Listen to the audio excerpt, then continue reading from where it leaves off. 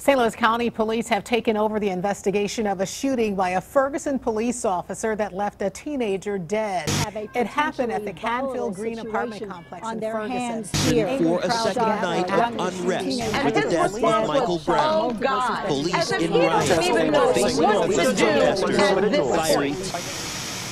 From CNN to Twitter, every day you can expect to see the latest on Ferguson, Missouri, the St. Louis community in the midst of a highly publicized local change after the death of Michael Brown in August 2014. However, to many St. Louisans, the public spotlight may have hindered the nation's view of their city rather than help it.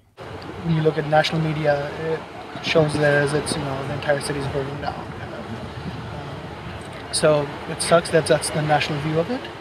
But when you come down here, they need to focus on the peaceful protest that has been happening rather than the riots that took place. But I don't believe St. Louis I don't think that's the representation of St. Louis as a whole. There are bad apples in whatever city you go to. I heard somebody say they got off an airplane, they expected the city to be burning.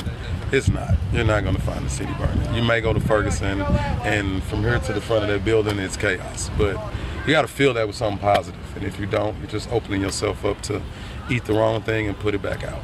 I think with today's media, we have infinite sources of information, and so it's not actually a full spread of information, and so there's just, you take everything with a grain of salt, understanding that you're not seeing the full picture.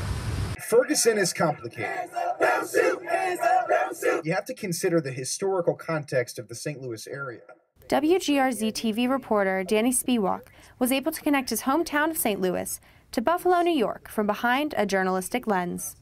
So I did a story comparing Buffalo and St. Louis, and then what Buffalo could learn from what was happening in Ferguson, and kind of putting Ferguson into context too. I think a lot of people nationally didn't understand the makeup of St. Louis, the history of St. Louis, and I think they were sort of just pigeonholing things into kind of this fantasy that they had created of the St. Louis area that may not have been true. Today's fast-paced social media influence also opens up many opportunities for misperceptions of mass information.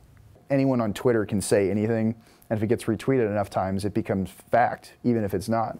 So I think the biggest challenge for the media will be to kind of weed out the journalists from the non-journalists, weed out the nonsense on Twitter and Facebook and Instagram and everything, and just sort of get back to the basics of what it's supposed to be.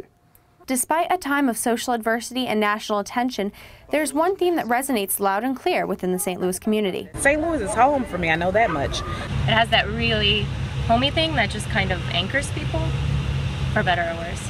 St. Louis is it's like a machine, you know what I mean? It's like a big animal. You got to be careful what you feed it, because anything you eat, you're going to put out the other end. So, when you feed it the wrong thing, it's going to put out the wrong thing. So it's just, you got to be careful what you eat, because it will come back. I'm Lillian Donahue reporting for Ladue View.